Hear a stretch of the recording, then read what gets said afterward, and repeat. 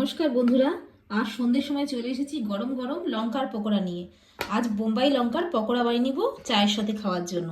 এখন লঙ্কাগুলো আমি একটা কাট লাগিয়ে ভেতরের বীজগুলো সব বের করে নেব। এরকম করে একটা কাট লাগিয়ে নিলাম আর ওপর থেকে একটা কাট লাগাবো, আর ভেতর থেকে পুরো বীজগুলো আমি বের করে নেব। এই মাথার সামনেই সব বীজগুলো থাকে, এগুলো এক এক করে সব আমি লঙ্কার থেকে বীজগুলো বের করে নেব। বন্ধুরা, লঙ্কাগুলো আমি সব বীজ বের করে রেখেছি। এবার আমি গ্যাস জ্বালিয়ে নিচ্ছি। কয়েকটা বাদাম এখন আমি তেলে ভেজে নেব।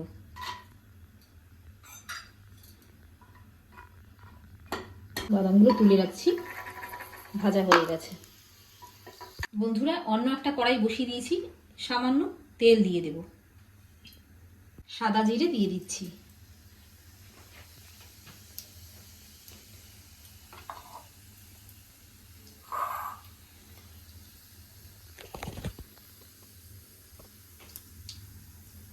কুচনো পেঁয়াজটাও দিয়ে দিচ্ছি।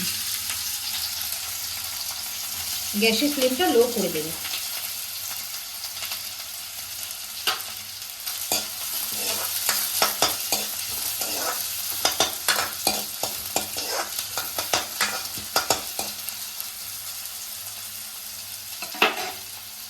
পেঁয়াজটা একটু ভাজা ভাজা হয়ে যাওয়ার পর এর মধ্যে দিয়ে দিচ্ছি গাজরের কুচি।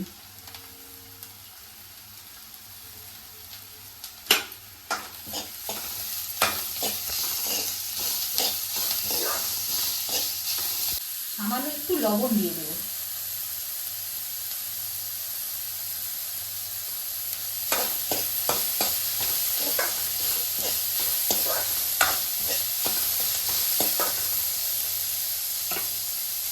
সাথে সাথে দিয়ে দিচ্ছি কাঁচা লঙ্কা কুচি।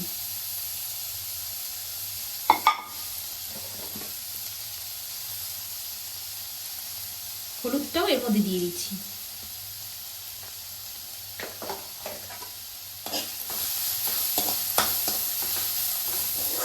সামান্য চিলি ফ্লেক্সও দিয়ে দিচ্ছি।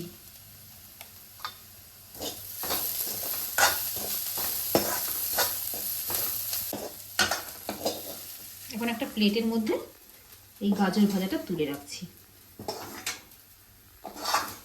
এখানে দুটো সেদ্ধ আলু আমি স্ম্যাশ করে নিয়েছি। এখন এই পুরোটা একসঙ্গে মেখে নেব। একটু গোলমরিচের গুঁড়ো দিয়ে দিচ্ছি।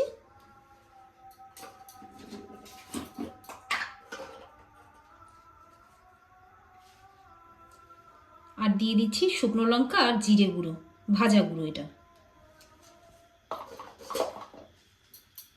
দিয়ে দিচ্ছি চাট মশলা। বন্ধুরা, আমরা এখানে বাদাম রেখেছিলাম, সেটা একটুখানি ছোট ছোট করে টুকরো করে নেব এর মধ্যে।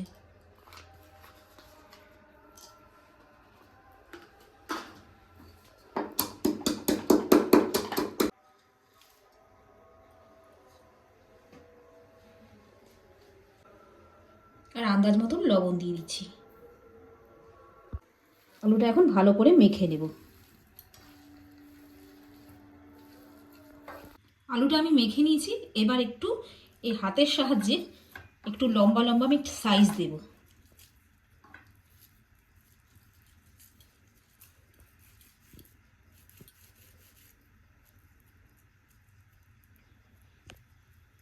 এইভাবে প্রত্যেকটা সাইজ আমি বানিয়ে নেব।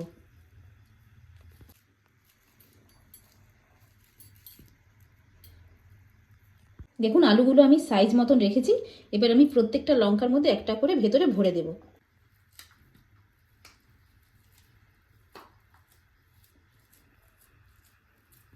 এখানে প্রত্যেকটা লঙ্কাতে পুর ভরা হয়ে গেছে। এবার এখানে একটা বাটি নিয়েছি আমি। বেসন দিয়ে দিচ্ছি।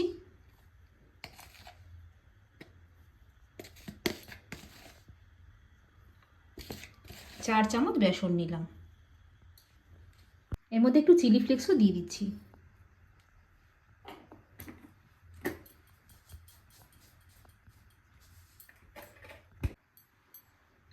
আন্দাজ মতো লবণ দিচ্ছি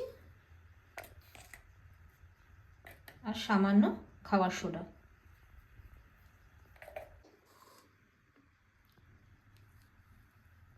একটা ব্যাটার তৈরি করে নিচ্ছি।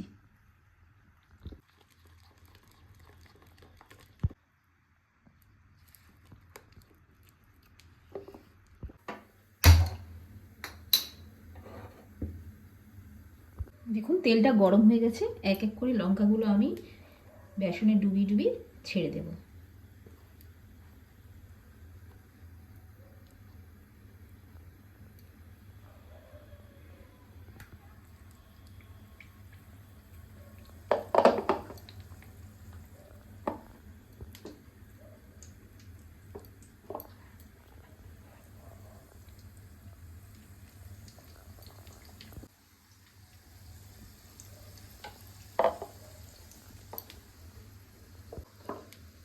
এইভাবে এক এক করে আমি চারটে চারটে করে ভেজে নেব।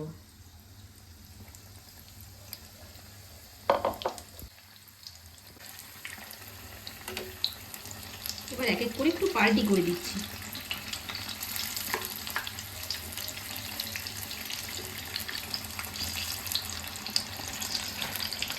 বন্ধুরা, তৈরি হয়ে গেছে পকোড়া।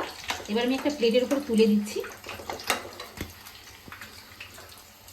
আর এর উপর থেকে ছড়িয়ে দেবো আমি একটু চাট মশলা, তাহলে এর স্বাদটা দ্বিগুণ বেড়ে যাবে।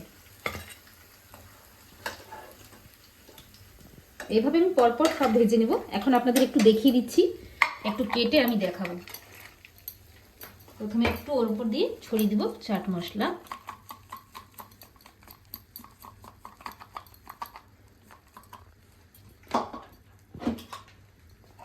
দেখুন,